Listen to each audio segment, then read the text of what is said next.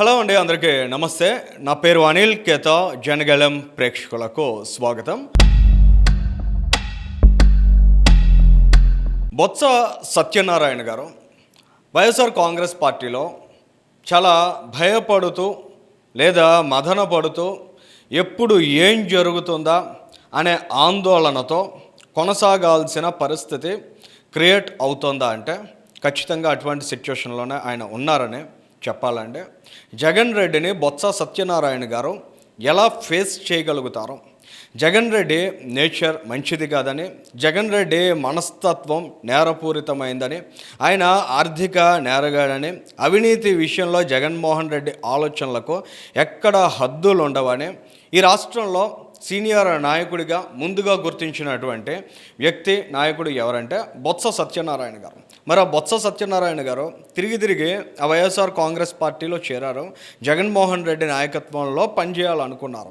దానికి ఆయనకి దక్కిన గౌరవం ఏమిటి అంటే ఎప్పుడు చూసినా ఎక్కడ చూసినా ఎటు చూసినా ఆయనకి అవమానాలే. ఉత్తరాంధ్ర ప్రాంతంలో ఆయన స్థాయిని కనీసం గుర్తించిన జగన్మోహన్ రెడ్డి ఈ ప్రాంతంలో తన సొంత సామాజిక వర్గాలకు సంబంధించిన నాయకులను తీసుకొచ్చి ఇన్ఛార్జీలుగా పెట్టారు. బొత్స సత్యనారాయణ గారి మీద కూడా పెత్తనం చేసే స్థాయిలో వారికి అవకాశాలను కల్పించారు. వారికి ఆ స్వేచ్ఛను కూడా జగన్మోహన్ రెడ్డి ఆ రోజుల్లో ఇచ్చారు.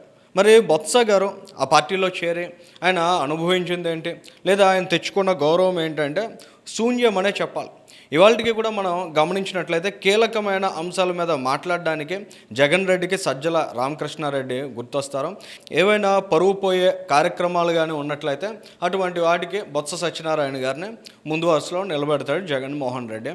ఆ రకమైనటువంటి నాయకుడి దగ్గర ఇవాళకి ఆయన పనిచేయాలని కోరుకుంటే ఖచ్చితంగా ఆయన రాజకీయ భవిష్యత్తు ఎలా ఉంటుందనే విషయాన్ని ఆయన వెనుక ఉండే అభిమానులందరూ తేల్చుకోవాల్సినటువంటి అంశం. సో ఇక్కడ జగన్మోహన్ రెడ్డికి బొత్స సత్యనారాయణ గారు భయపడే పరిస్థితులు అయితే చాలా స్పష్టంగా ఉన్నాయని చెప్పొచ్చు. ఎందుకంటే జగన్ రెడ్డి తండ్రిని కాదు, తన బాబాయిని కాదు, లేక తల్లిని చెల్లిని కూడా ఉపేక్షించని మనస్తత్వం కలిగిన నాయకుడు కదా. మరి వాళ్ళ ఆ పార్టీలో ఉన్నటువంటి నాయకుల్ని ఏ రకంగా ఉపేక్షించగలుగుతారు? గతంలో బొత్స సత్యనారాయణ గారు జగన్ రెడ్డిని ఉద్దేశించి జగన్ రెడ్డి ఏ స్థాయిలో అవినీతికి రాజశేఖర రెడ్డి గారు ముఖ్యమంత్రిగా ఉన్నప్పుడు జగన్మోహన్ రెడ్డి ఏ రకంగా కోట్లకు పడగలెత్తారు, వేల కోట్ల రూపాయల అవినీతి చేశారు, ఇలాంటి అంశాలన్నీ ఆ రోజు కాంగ్రెస్ పార్టీలో ఉండి మాట్లాడారండి. ఇవాళ ఆ పేపర్ కటింగ్స్ అన్న క్లిప్పింగ్స్ అన్నీ కూడా దాస్తే దాగే నిజాలు కావు కదా. మొన్న అచ్చెన్నాయుడు గారు ఒక సింగిల్ పేపర్ క్లిప్పింగ్ బయట పెట్టారు. రాజశేఖర్ రెడ్డి గారి మరణం వెనుక జగన్ రెడ్డి హస్తం ఉందనే అనుమానాన్ని బొత్స సత్యనారాయణ గారు వ్యక్తం చేస్తే ఆయన ఆ స్టేట్మెంట్ని చూపించారు. ఆ తర్వాత బొత్స సత్యనారాయణ గారు వచ్చి కన్నీటి పర్యంతమయ్యారు. ఆయన ఎందుకు ఆ విధంగా కన్నీళ్లు పెట్టుకున్నారంటే అందరికీ తెలిసినటువంటి విషయమే.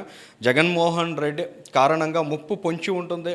జగన్మోహన్ రెడ్డి దగ్గర ఎంతో కొంత సానుభూతి క్రియేట్ చేసుకోవాలి. జగన్మోహన్ రెడ్డి పట్ల నమ్మకంతో విశ్వాసంతో తామున్నా అనే విషయాన్ని ఎప్పటికప్పుడు ఆ పార్టీలో ఉన్న వాళ్ళందరూ కూడా రుజువు చేసుకోవాల్సినటువంటి పరిస్థితి.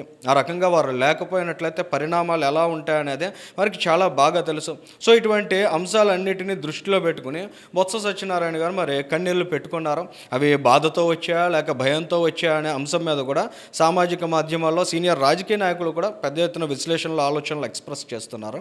సో ఇక్కడ ఆ బొత్స సత్యనారాయణ గారు జగన్మోహన్ రెడ్డి గారికి సంబంధించి మాట్లాడినటువంటి అంశాలన్నీ ఆ పేపర్ క్లిప్పింగ్స్ అన్నీ గుట్టలుగా బయటపడుతున్నాయండి. వాటిని ఒకసారి మనం ఇక్కడ డిస్ప్లే చేసి చూసే ప్రయత్నం చేద్దామండి.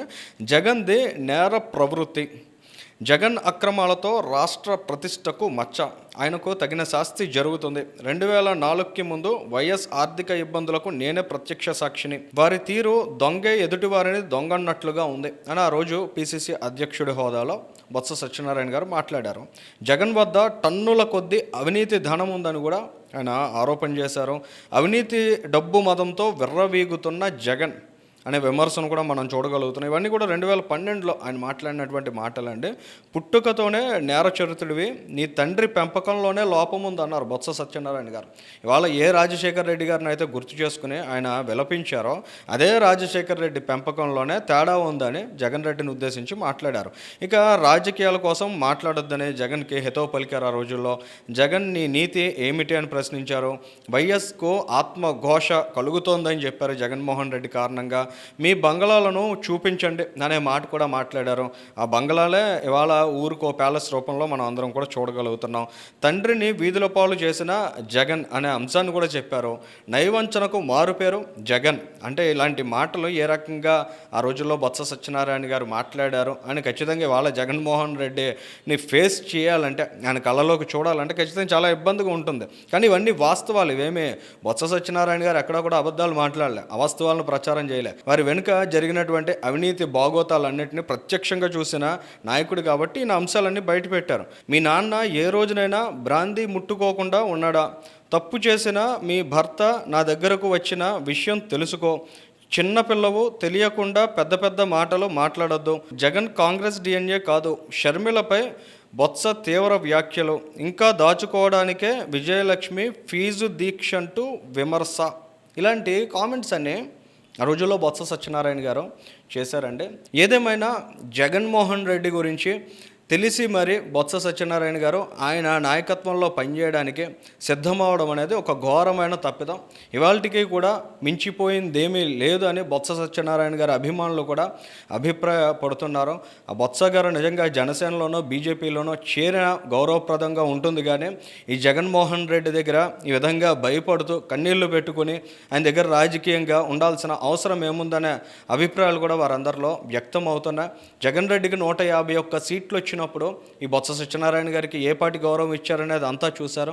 మరి రేపటి రోజున జగన్మోహన్ రెడ్డి తిరిగి అధికారంలోకి వస్తాడా రాడా అనే విషయం మీద కూడా ప్రజలకు ఎప్పటికే ఒక స్పష్టత ఉంది.